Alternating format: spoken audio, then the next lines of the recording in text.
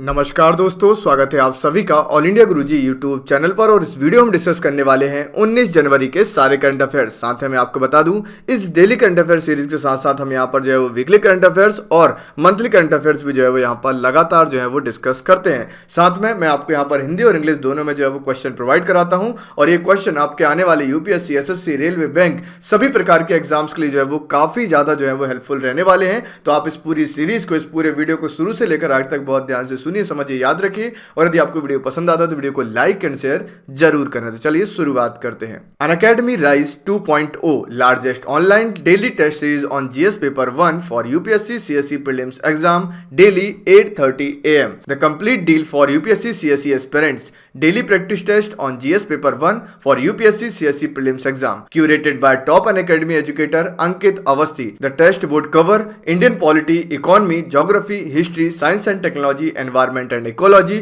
art and culture. Ranking for the test would be provided if you take up the test live. Test would be available in both English and Hindi languages. About test duration 30 minutes, marks 40 marks, number of questions 20 questions, language English and Hindi bilingual. How to enroll? Go to Play Store and download the Unacademy Learning app. Register and sign into the app website and go to the test section. Click on the See All in the test section. Enroll in the test series for free to take the test. When prompted, please enter the referral code to activate your free plan. Referral code is GURUJI Guruji. Complete your preparation for UPSC CSC with free live classes and tests. To unlock the plus experience for free and start learning for the best, use code GURUJI Guruji. Let's crack it. तो पहला question यहाँ पर है, निम्नलिखित कथनों पर विचार कीजिए। इंटरनेट साथी पहल 2015 में शुरू की गई थी। इसकी नोडल एजेंसी गूगल इंडिया और टाटा ट्रस्ट है। नीचे दिए गए कोड का प्रयोग कर सही उत्तर आपको चुनना है। केवल एक सही है, केवल दो सही है, एक और दो दोनों सही है, ना तो एक सही है और ना ही दो यहाँ पर सही है। तो राइट आंसर क्या होगा?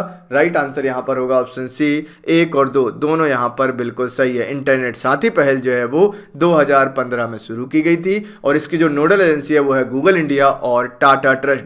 दोनों ने मिलकर जो है वो इंटरनेट साथी पहल को 2015 में शुरू किया था। इस पहल को सर्वप्रथम राजस्थान में लागू किया गया था। इसका उद्देश्य ग्रामीण महिलाओं में डिजिटल साक्षरता को बढ़ावा देना है। बढ़ते हैं आगे।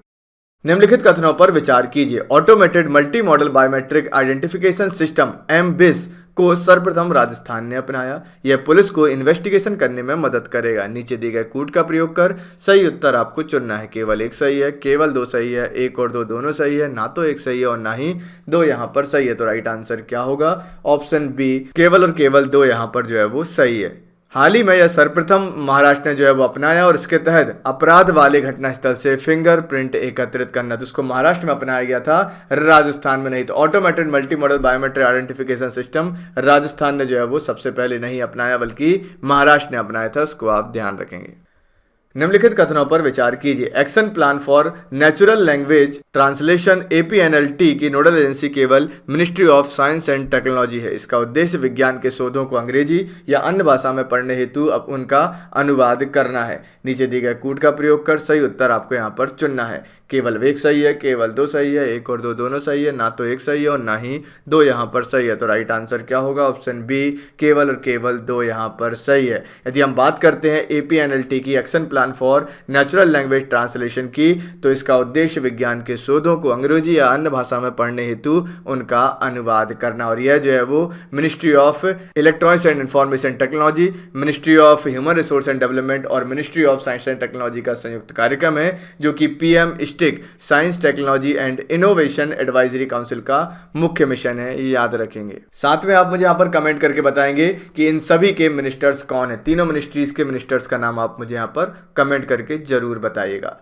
निम्नलिखित कथनों पर विचार कीजिए। बैंक और NBFC के लिए हाल ही में SBI के द्वारा new compliance management system NCMS launch जो है वो किया गया है। लोकपाल के निर्णयों के खिलाफ अपील नहीं की जा सकती है। नीचे दिए गए कोड का प्रयोग कर सही उत्तर आपको चुनना है। केवल एक सही है, केवल दो सही है, एक और दो दोनों सही है, ना तो एक सही है और ना ही दो यहाँ पर सही है। तो राइट आंसर क्या होगा? ऑप्शन डी, ना तो एक सही है और ना ही दो यहाँ पर सही है। हाल ही में NCMS को RBI के द्वारा जो है वो लॉन्च किया गया है, जिसका उद्देश्य बैंक और NBFC क्षेत्र में पारदर्शिता को बढ़ावा देना है तथा लोकपाल के निर्णय के विरुद्ध भी अपील यहाँ पर की जा सकती है। ध्यान रखिएगा।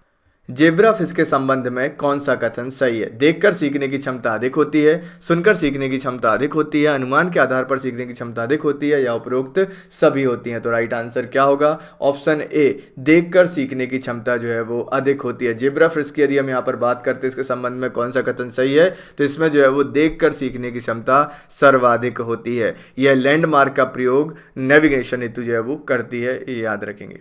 हाल ही में कौन से राज्य में देश का 8वां हाइड्रोकार्बन उत्पादक बेसिन स्थापित किया गया है? राजस्थान, मध्य प्रदेश, गुजरात और पश्चिम बंगाल। तो राइट आंसर क्या होगा? राइट आंसर होगा ऑप्शन डी, पश्चिम बंगाल में। हाल ही में जो है वो कौन से राज्य में देश का 8वां हाइड्रोकार्बन उत्पादक बेसिन स्थापित किया गया है? तो वो है वेस्ट बंगाल, वो है पश्चिम बंगाल। और हाल ही में इसकी स्थापना जो है वो किसके द्वारा की गई है? तो वो की गई है ONGC के द्वारा, oil and natural gas corporation के द्वारा जो है वो की गई है। आप मुझे कमेंट करके बताएंगे ONGC जो है वो महारत्न कंपनी है या फिर नवरत्न कंपनी है। लिब्रा क्या है? एक मुद्रा है, मछली की प्रजाति है, वनस्पति है, या फिर क्रिप्टो करेंसी है? तो राइट आंसर क्या होगा? ऑप्शन डी, क्रिप्टो करेंसी है। लिब्रा जो है वो एक क्या है? क्रिप्टो करेंसी है। इसका क्रिप्टो करेंसी के रूप में जो है वो यूज किया जाता है। हाल ही में फेसबुक के द्वारा इस क्रिप्टो करेंसी को जो है वो लॉन्च किया गया है। वर्ल्ड पॉपुलेशन प्रोस्पेक्ट्स रिपोर्ट किसके द्वारा जारी की जाती है? World bank, UNEP, United Nation population division, या फिर वर्ल्ड इकोनॉमिक फोरम के द्वारा? तो राइट आंसर क्या होगा? राइट आंसर यहाँ पर होगा साहब option C, United Nation population division के द्वारा जो है वो इसको यहाँ पर जारी किया जाता है। इसको आप ध्यान में रखिएगा। इसके तहत भारत जो है वो 2027 तक चीन को पीछे छोड़ देगा। 2027 तक भारत जो है वो पॉपुलेशन के मामले में दुनिया का नंबर 1 देश बन जाएगा। दुनिया में सबसे ज़्यादा पॉपुलेशन हमारी होगी, जो कि अच्छी बात नहीं होती है। नेक्स्ट यहाँ पर है, पर्यावरण शिक्षा कार्यक्रम को कब लागू किया गया? 1975, 1976, 1970 या फिर 1970 में? तो राइट आंसर क्या होगा? ऑप्शन बी, 1976 में। इसको आप ध्यान रखना। पर्यावरण शिक्षा कार्यक्रम या एनवायरमेंटल एजुकेशन प्रोग्राम जो है इसको लॉन्च किया गया, इसको लागू किया गया साहब 1976 में। और इसका उद्देश्य जो है वो पर्यावरण के बारे में जागरूकता फैलाने के संबंध में इसको लागू करना था। इसको आप ध्यान में रखेंगे। तो ये थे आज के सारे क्वेश्चन। आई होप आप सभी लोगों के लिए सेशन काफ़ी ज़्यादा हेल्पफुल रहा होगा। यदि आपको वीडियो पसंद आया तो वीडियो को लाइक एंड शेयर जरूर करें, और जितना अच्छा आपका सपोर्ट होगा उतने ही ज़्यादा मैं आपके लिए और भी अच्छा कंटेंट यहाँ पर लेकर आता रहूँगा। तो जो भी आप चाहते हैं आप कमेंट में जरूर बताइए। चैनल को जो है वो आप सब्सक्राइब कर लीजिए और बेल बटन पर क्लिक कर दीजिए, जिससे कि आपको वीडियो के नोटिफिकेशन जो है वो मिलते रहें। तो मिलते हैं नेक्स्ट सेशन में। Thank you very much, take care, जय हिंद।